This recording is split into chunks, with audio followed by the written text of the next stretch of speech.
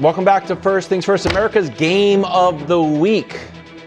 Eagles in Kansas City on Sunday. On Friday, First Things First Game of the Week. So they put us on the side of live from the Power and Light District. Coach, you have the week off. You're on a bye week. See my picture. Coach, you should come. Coach, I'll fly in myself. Coach, Coach got, you and then but Greg. we got beach plans. The beach, Coach. So 1 week from tomorrow, we will be doing the show live from Power and Light in Kansas City. And I say this knowing none of the logistics of anything. Every single person in the city is invited. Just come watch the show.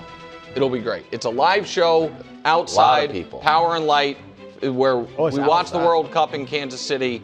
Everybody knows the area. I assume Mayor Lucas is finding out, as everyone else is. I'm committing for him. He's going to be there.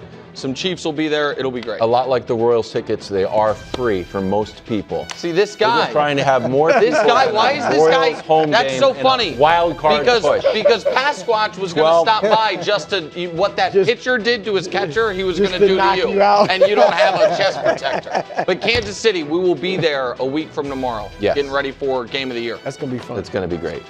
You are reviled there. What? Legitimately. Like it's not a joke anymore. I picked them to win the Super Bowl. I got it. You did. Who should be mad at who?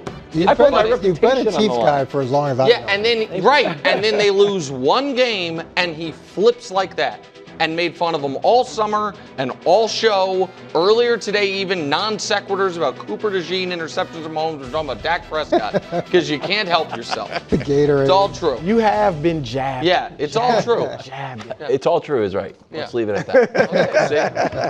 That's Friday. It will be excellent. Chiefs have arrived in Sao Paulo. Take on the Chargers Friday night. Mahomes and company favored by a field goal and keeping it light. Mahomes' 2024 season, best record, best completion percentage, but everything else was not great in his storied career. Is a win by any means necessary what you want to see, Nick, or do you need to see an explosive Kansas City offense? Win the game.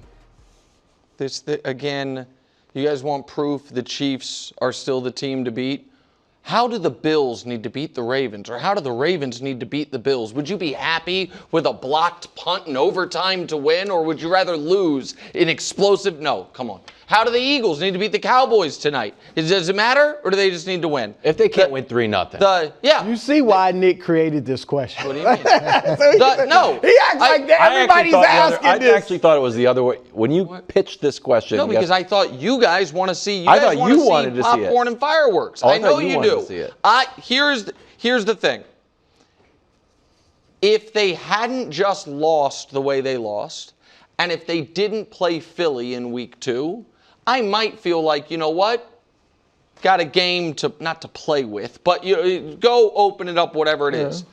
But what you don't want is, after losing one game all year last year that Patrick played, lose Super Bowl, lose week 1, and then be staring at one of the 2 best teams in the league in your building in week 2, and it's like, uh-oh. Like, are we all of a sudden going to lose 3 games in a row for the first time of Mahomes' entire career? Yeah. And so, at some point this year, Brew, probably at least when Rasheed's back, I do believe we will see and want to see them open it up all the way. Right. Weird Friday night game in Brazil against last year's #1 defense that's just going to want to run the ball all game anyway. Yeah. Get on that long plane ride with a win. I don't care if it's like the Broncos win last year where you block a field goal to get it. All 3 phases, Coach. I am so proud of Nick right now. Thank you, Coach. I knew it. Do you know how much Nick has matured over the years to get to this point where it's all about winning and not about light shows and statistics and all those other things? Wow. Thank you, Coach. Thank you. I'm warm. You're heartened. Yeah. Look, I want the light show. Yeah. When there's greatness on the field, I want to see greatness. When Steph Curry's on the court, I want to see threes. When Michael Jordan's on the court, I want to see French pastry. All right? I want to see the excellent players be excellent. All right? That's what I want to see. Now, this was tough for me because that's what I want to see. But I do agree, It's better to go down there and win ugly like last year than to go down there and Mahomes throws for 350, 4 touchdowns, and they lose. You got to win. I do agree with you on that, and I'll throw this in. Let's say they don't have the light show, but they're 4-2, 5-1 when Rasheed gets back. Maybe the light show comes back when he gets there. So as much as I want to see Mahomes be Mahomes, like Coach said, it is ultimately about winning. Can I ask a slightly different question? Same thing. Because we all seemingly agree.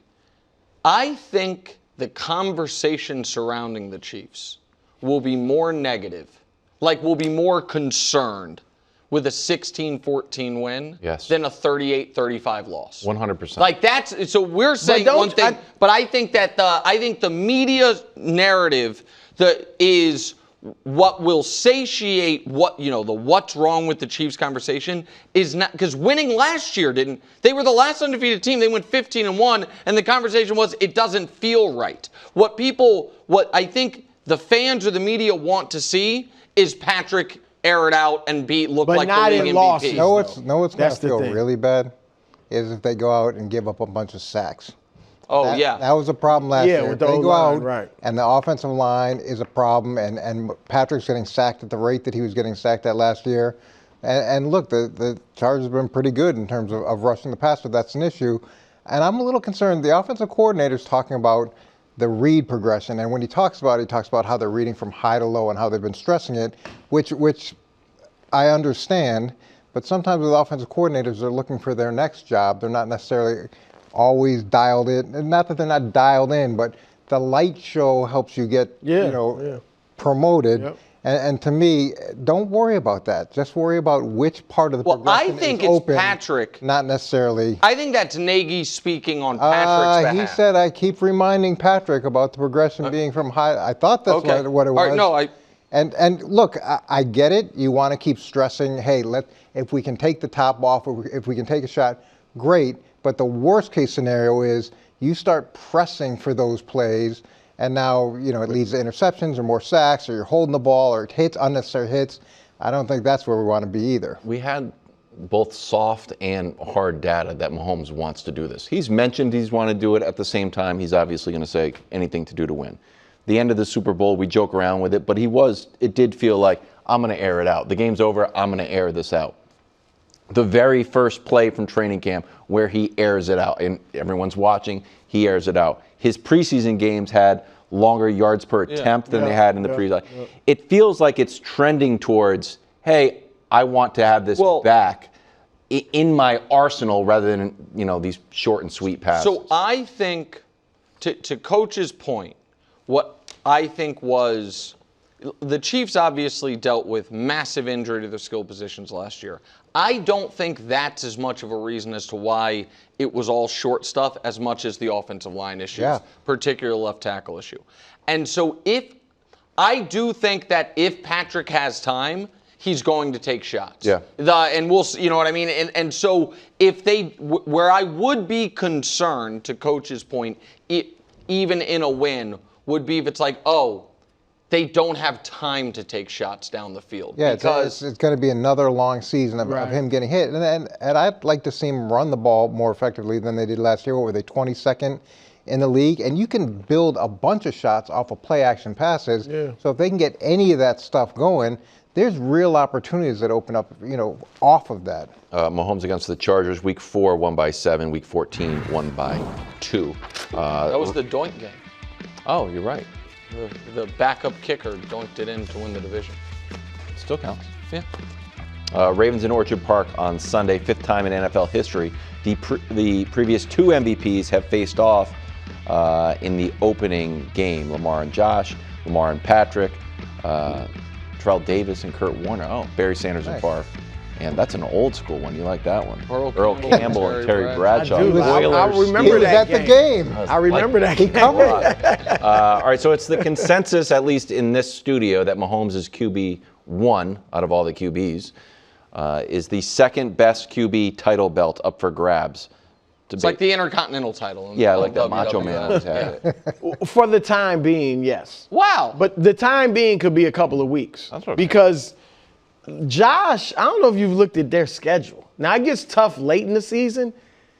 If Josh goes out there and is outplayed by Lamar, guess what their next 6 games are? The Jets, the Dolphins, the Saints, the Patriots, the Falcons, and the Panthers. So he's gone, like, if he doesn't play well Sunday, he could go out in the next 6 weeks, light it up. So Yeah, four home games right away. yeah, and they got. I mean, they're. You see how easy it is early on. Lamar is different because they obviously got Detroit in week 3, then they got the Chiefs. But I just think these two, we know it's a lot about the postseason, but just focusing on the regular season. Josh doesn't have the guy there like Derrick Henry that's going to take some of his shine, but he also opens things up for Lamar too. Yep. So I think if Deion Dawkins is right and Keon Coleman emerges as a star this year, and then you got Shakir be a great number 2, then maybe Josh's numbers really go up. He'll still have his nice runs. But yeah, like I said, I think for this moment, it'll be like, oh, Lamar's better. Josh is better, but then it'll play out over the rest of the season. Yeah, you could argue that this is the battle for the number 2 spot, and you'd be justified in arguing it. But I think Burrow's got to be part of that conversation, as we've talked about many times. The most exciting thing to me about this game is we're going to get to see what the personality these teams want their offenses to be. And that is always really interesting. The start of the season, I talk about this all the time. You go into the season with who you want to be, and then as the season evolves and the good coaches figure out who you need to be. So that's what I'm really interested in. Are we going to see Josh being conservative, which he was much more last year, which played really well? Or are we going to see Josh from a couple of years ago where we had the high amount of interceptions? Which guy, is he frustrated that he's not maybe as productive as he could be in terms of touchdowns? So that dynamic is more important than who's the next best quarterback, because without Joe in that conversation, it's hard to make a legit argument. Well, no, I think you can make a legit argument, and I don't think this game will determine it. Josh Allen's second best quarterback in football. And Sunday night, while I think Sunday night's a hugely important game for the teams, does not have much relevance to me as far as who I think is better between these two players. Is that based on the playoffs?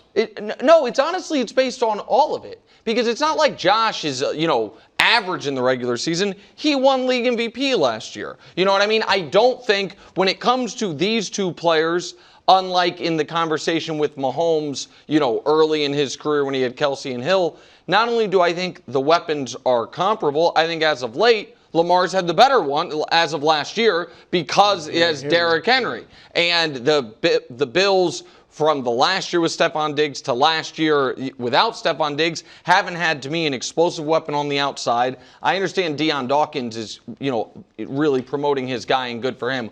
All believe Keon Coleman's going to be a star when when we see him be a star. Don't you think Josh got graded up last year because expectations were lower with the changeover receivers? See, his numbers weren't great. And Lamar got graded down because of the impact of Derrick Henry. I don't know if you look at all their numbers, you would say it's definitively Josh. Yeah, and if you looked at all the numbers the 2 years prior, Lamar didn't have MVP numbers 2 years prior, but the team was great. They were the 1 seed, and it felt like he had the impact, and he obviously, didn't yet have Derrick Henry and, to aid in the run game. And so I understand that piece of it. Last year, I think the Josh got a sympathy MVP or Josh didn't deserve it narrative is nonsense. Josh Allen the undefeated Kansas City Chiefs played the Buffalo Bills, and Josh Allen made the play of the NFL season in that run to beat them, and then he did. But the MVP isn't determined by who beats Kansas City. But it is, Coach. Coach, there are Heisman moments when it comes to the MVP, and so the point I'm making is that, to me, put Josh in pole position was that it was that game, and then the fact that they finished with a better record than Baltimore when people didn't think they had more talent than Baltimore. That to me was enough. And so, and then the other thing that helped Josh was the fake he passed, ran, and caught a touchdown stat, which was always fake, but people really liked it. That was cool. So I think I think it's arguable, Josh. Yeah. The main argument for Josh to me is playoffs. Well, that's separate. I think that's the one argument. Thanks for watching. Subscribe here to get more from the show and to check out clips from other shows on FS1.